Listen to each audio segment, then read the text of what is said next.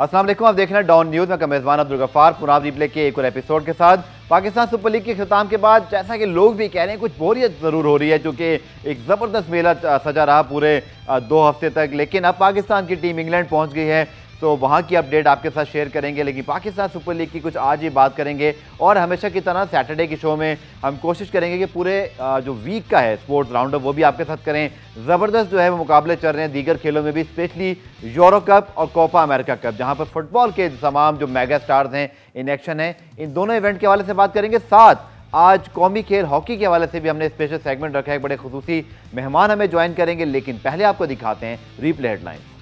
और एक और सबसे इंपॉर्टेंट हैपनिंग जिसके ऊपर बात करेंगे वो है जनाब, जो एक्सपेक्टेड न्यूज़ थी कि भारत में आईसीसी वर्ल्ड T20 का इनेकाद नहीं हो रहा, और इंटरनेशनल मीडिया के मुताबिक अब ये इवेंट अक्टूबर में 17 अक्टूबर से लेकर 14 नवंबर तक जो है वो यूएई में मुनक्किद होगा। तो पहले आईपीएल है, पीएसएल हो चुका है, तो यूएई बना है इस वक्त तमाम क्रिकेट का गढ़, और वहाँ पर तमाम मैचेस होंगे। इसी सारी सूरत हाल बात करेंगे। हमें ज्वाइन कर रहे हैं हमारे स्पोर्ट्स रिपोर्टर रज़ा कलीम। रज़ा, खुशामदेद।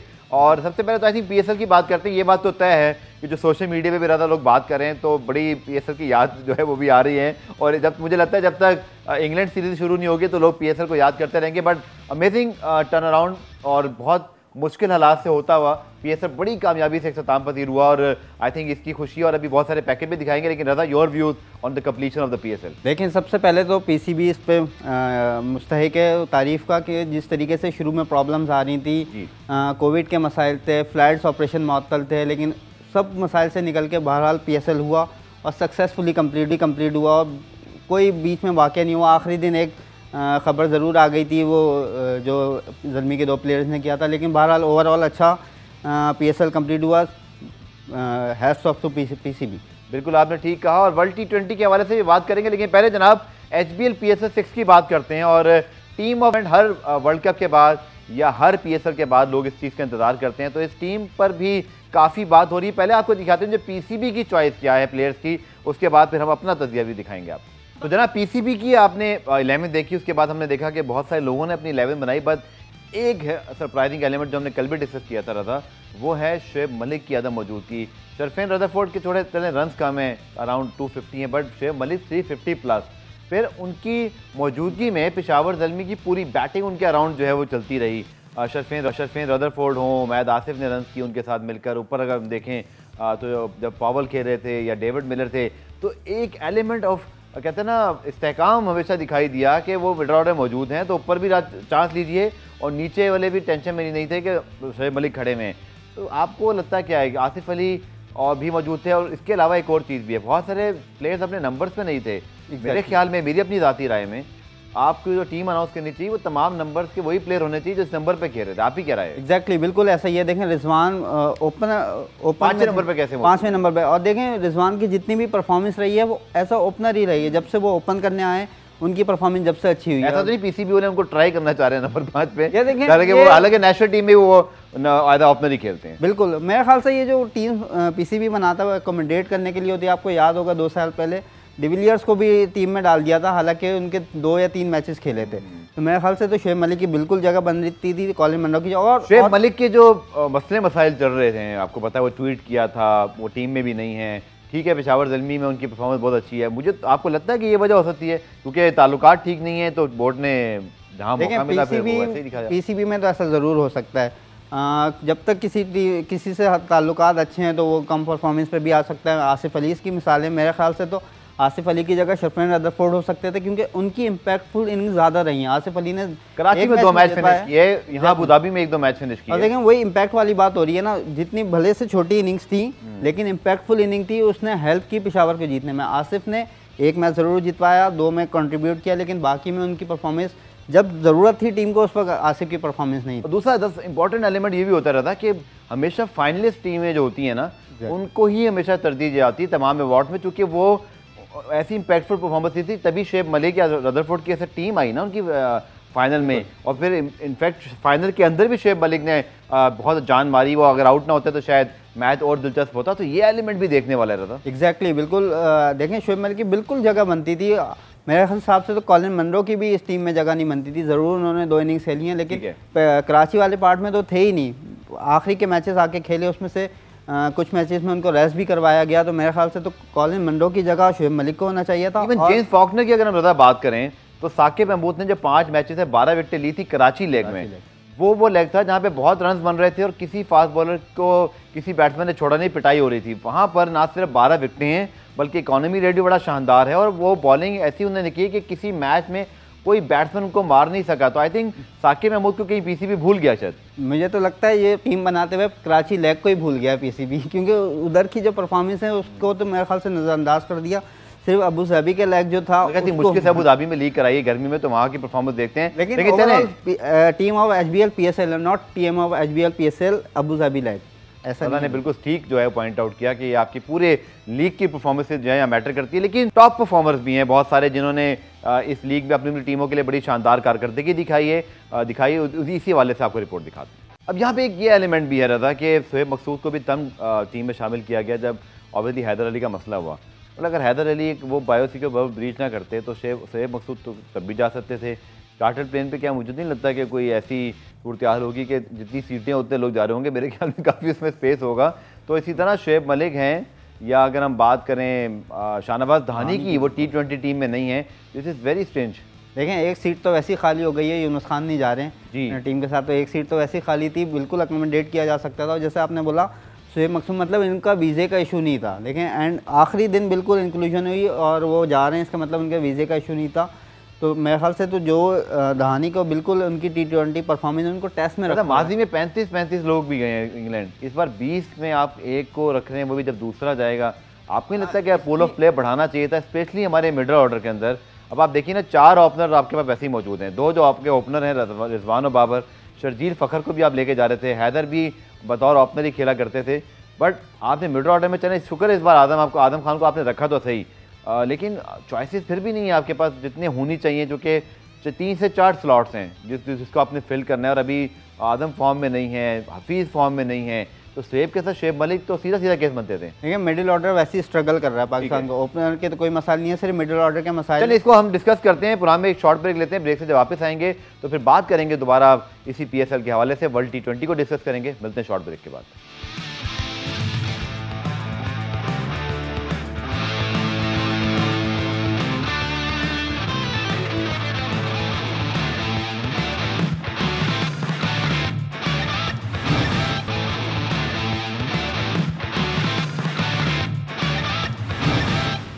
प्रोग्राम रिप्ले में खुशामदीद। तो क्रिकेट सीज़न पे तो बहुत बात हुई, Pakistan super league, world T20 पे भी हमने बात की, बट आज स्पेशली हम बात करेंगे हमारे कौमी खेल हॉकी की। बहुत अरसे से कोई ख़ास अपडेट नहीं है, लेकिन अभी एक प्रेस कॉन्फ्रेंस हुई थी कराची में, जहाँ पर अब्दुल सत्तार हॉकी स्टेडियम जो एक ज़माने में हॉकी क्लब ऑफ पाकिस्तान कहलाता था, जहाँ वर्ल्ड कप के बड़े यादगार मैचेस हुए हैं, उसको बुरा बनाया जा रहा है। लेकिन हॉकी हमारा पीछे क्यों रह गया, आगे कैसे जा सकता है, इस हवाले से बात करेंगे। मुझे स्टूडियोज़ में ज्वाइन करें पाकिस्तान के साबिक ओलंपियन, 78 की वर्ल्ड चैंपियन पाकिस्तान टीम के रुकन, चैंपियंस ट्रॉफी, एशियन गेम्स और लातादाद जो है वो मेडल्स इन्होंने जीते हैं। राना शफीक साहब मौजूद हैं। अस्सलाम वालेकुम शफीक भाई। वालेकुम सलाम सर, बहुत बहुत शुक्रिया पहले तो आपके प्रोग्राम में आने के लिए। और जैसा मैंने सर इंट्रो में कहा कि परफॉर्मेंस तो आपकी आउटस्टैंडिंग, हमारा माजी 4 world cup, 3 Olympian, 3 champions trophy, आपने माशाल्लाह 78 फिर 82 की चैंपियंस ट्रॉफी, एशियन गेम्स, उसके साथ साथ मैं लिस्ट पढ़ा था आपने इसके अलावा भी इतने टूर्नामेंट जीते हैं। लेकिन उस ज़माने में जो कि वर्ल्ड कप और चैंपियंस ट्रॉफी इतना बड़ा था कि बाकी टूर्नामेंट के सामने छोटे दिखाई देते हैं। अनगिनत माशाल्लाह मेडलिस्ट हैं। लेकिन शफीक भाई, आप लोग तो जो कर गए काम, ये अब जो हमारी टीम 20 साल से कोई मेडल नहीं है, अब तो ओलंपिक में क्वालिफाई करना मुश्किल हो जाता है, क्या कहेंगे इस सूरत हाल के? दुख तो होता होगा आप लोगों को ये देखकर। गफार भाई, हॉकी हमारी नेशनल गेम है और इस पे पहले बहुत तवज्जो दी जाती थी। मेरा ख्याल है कि हमारे दौर में 70s और 80s में क्रिकेट से ज़्यादा पॉपुलर जो थी वो हॉकी थी और परफॉर्मेंस और नेशनल गेम थी। और हमने परफॉर्मेंस ये थी कि मैं जितने भी मैच खेला हूँ 72 के करीब और तकरीबन सब जीते हैं और कोई टूर्नामेंट हमने नहीं हारा। तो उस वक़्त हॉकी को अरूज था। मुझे याद है कि हम बम्बे में मैच खेल रहे थे, जितनी पब्लिक अंदर थी बम्बे में इतनी ही बाहर थी। मतलब कि इतना पाकिस्तान का अरूज था कि दुनिया देखने आती थी। अब जो है ना, वक्त के साथ साथ क्रिकेट प्रोफेशनल हो गई और हॉकी जो नेशनल गेम था वो नीचे जाने शुरू हो गया। भाई लोग कहते हैं कि तो ओलंपियंस हमारे ही सबको मौका मिलता रहा, सब कुछ होता रहा, लेकिन चलें आज हम एक कंस्ट्रक्टिव बात करते हैं कि जो हुआ सो हुआ।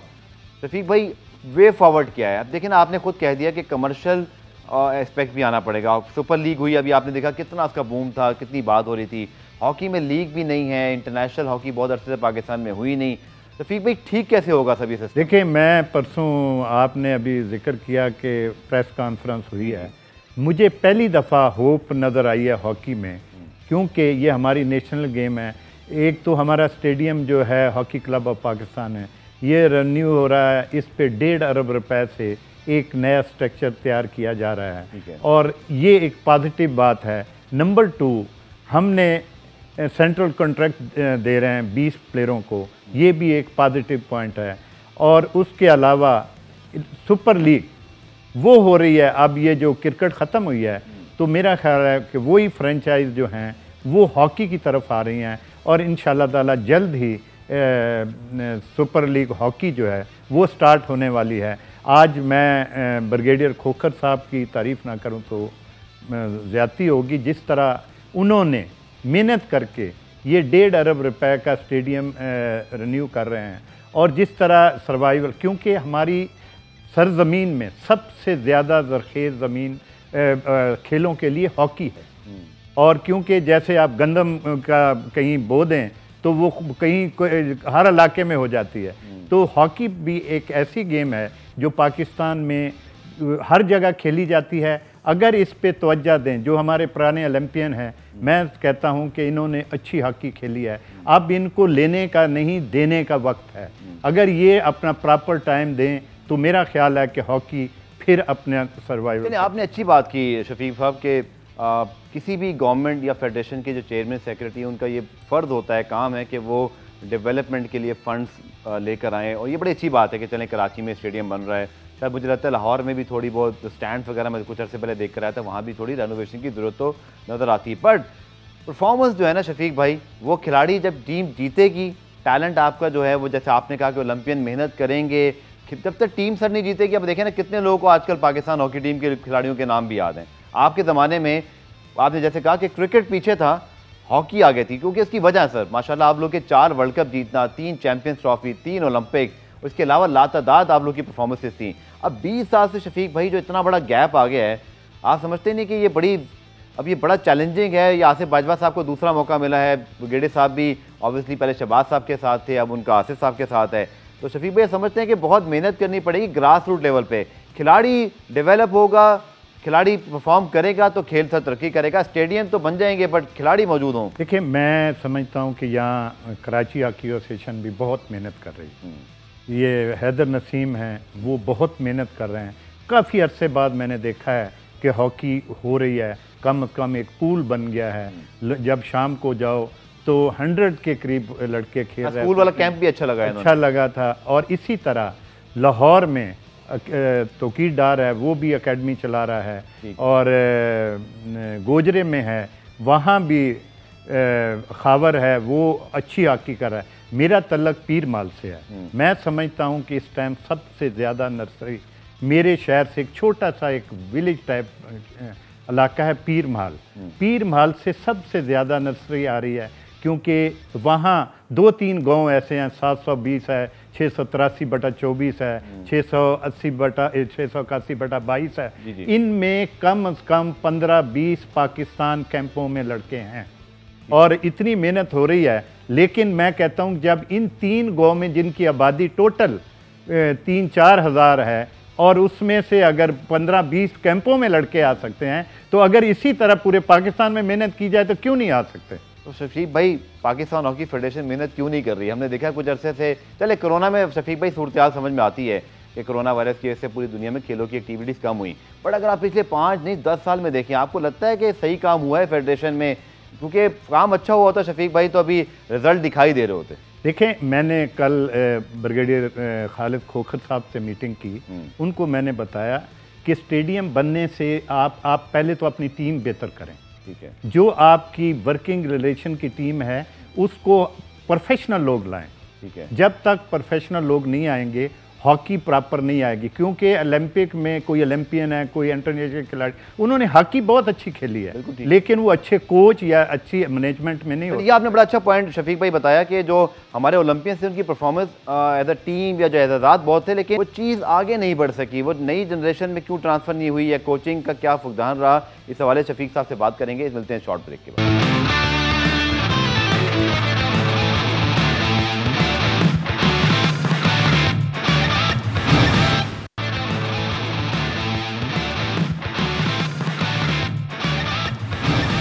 पुरान रिप्ले में खुशामदीद। हॉकी के फॉर्मर वर्ल्ड चैंपियन और Champions Trophy winner Rana Shafiq साहब हमारे साथ मौजूद हैं।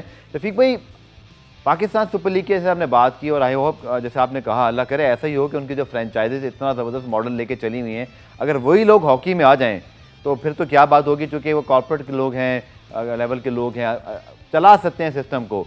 बट आप समझते हैं शफीक भाई कि जो टैलेंट आपके दौर में था वो अब भी है हमारे पास, हम वर्ल्ड चैंपियन दोबारा प्रोड्यूस कर सकते हैं? देखिए, मैं ये समझता हूँ कि बिल्कुल टैलेंट है, लेकिन लोग चले गए क्रिकेट की तरफ, कबड्डी की तरफ, ज़्यादा लोग उस तरफ चले गए। ये हमें इस पर कोशिश करनी होगी, हमारे ओलंपियन को कोशिश करनी है, हमारी फेडरेशन को कोशिश करनी होगी कि लोगों को इस तरफ लाएं। क्योंकि 6 फुट का बच्चा, जब मैं जाता हूँ, मैं प्रेसिडेंट पीटीआई हूँ पीरमाल, मैं जब चीफ गेस्ट जाता हूँ तो वहाँ जितने फिट लोग हैं वो क्रिकेट खेल रहे हैं, कबड्डी खेल रहे हैं, हॉकी की तरफ कम आ रहे हैं। तो जब उनको कोई किसी ना किसी ने इस तरफ लाना होगा तो वो हमारे पुराने प्लेयर को चाहिए कि उन पे मेहनत करें, उनको इस तरफ रहेगा करें। मैं कहता हूँ कि कोई पाकिस्तान का फिट बच्चा फिट हो मेडिकली, उसको और वो हॉकी खेले और मेहनत करे, उसको दुनिया की कोई ताकत पाकिस्तान टीम से नहीं रोक सकती।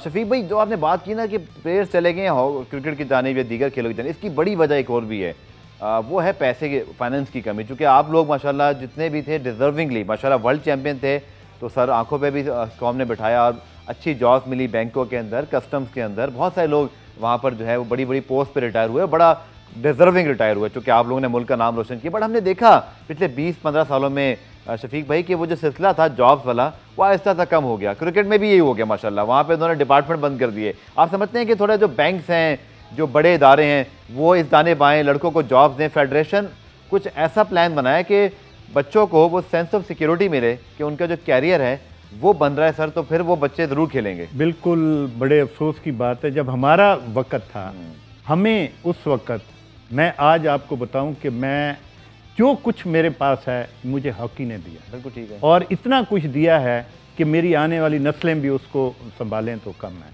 तो ये अल्लाह ताला की तरफ से, अगर अच्छी टीमें बनेंगी तो अल्लाह ताला हमारे प्लेयरों को भी नवाजेगा। मैं आज आपके तरफ से ये बात करना चाहता हूँ कि फिट लोगों के लिए, बच्चों के लिए कि हॉकी खेलें, ये हमारी नेशनल गेम है, इससे आपको बहुत कुछ मिलेगा। और मैं prime minister of Pakistan Imran Khan से भी रिक्वेस्ट करूंगा कि हमारी जिस तरह पहले लोगों को, बैंकों को, कस्टम को, पीआईए में जो टीमें बनती थी उनको रिवाइज किया जाए, ताकि ये लोग ये टीमें बनाकर पाकिस्तान की नेशनल गेम को अच्छा मुकाम दिला सकें।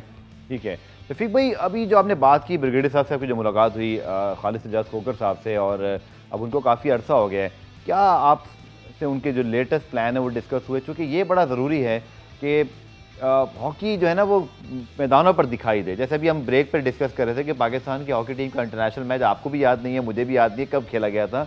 उसकी एक वजह यह भी है कि 2 साल में पेंडेमिक आ गया, हॉकी ग्लोबली भी नहीं हुई। लेकिन आप समझते हैं शफीक भाई, इस बात से आप एग्री करेंगे ना कि जब तक हमारी नेशनल हॉकी टीम खेलेगी नहीं इंटरनेशनली जाकर, चाहे जीते हारे वो एक अलग बात है, पर लोग उनको देखें, उनको रिकग्नाइज़ करें। और ये जो पैसा है सर, वो किसी भी खेल में ऐसे नहीं आएगा जब तक आप कोई स्ट्रक्चर खड़ा नहीं करेंगे। तो मेहनत तो बहुत करनी था, फेडरेशन और हॉकी हमारी बहुत पीछे रह गई है। देखें, मैंने जो परसों ब्रिगेडियर साहब से मिला हूँ और मैं पहली दफ़ा काफ़ी अरसे के बाद मुझे एक नई होप नज़र आई है, क्योंकि सेंट्रल कॉन्ट्रैक्ट भी हो रहा है प्लेयरों के लिए, उनको भी चाम मिलेगा कि हमें तनख्वाह मिल रही है और वो लोग ज़्यादा से ज़्यादा खेलेंगे। अगर उनमें से कोई अच्छा परफॉर्म नहीं करेगा तो उसको चेंज कर दिया जाएगा। इसी तरह मैं कहता हूं कि जिस तरह ये सेंटर और लीग, सुपर लीग, और उसकी एक हैंडसम अमाउंट होगा, जीतने वाली टीम को मिलेगा, मतलब एक मसाला 1 करोड़ रुपया मिलता है, तो लोगों में चाम पैदा होगा और वो हॉकी की तरफ आएंगे। क्योंकि मैंने आपको पहले कहा कि हमारी ज़मीन ज़रखेज़ है। ब्रिगेडियर साहब को फिर मैं रिक्वेस्ट करूंगा कि अपनी टीम को बेहतर करें।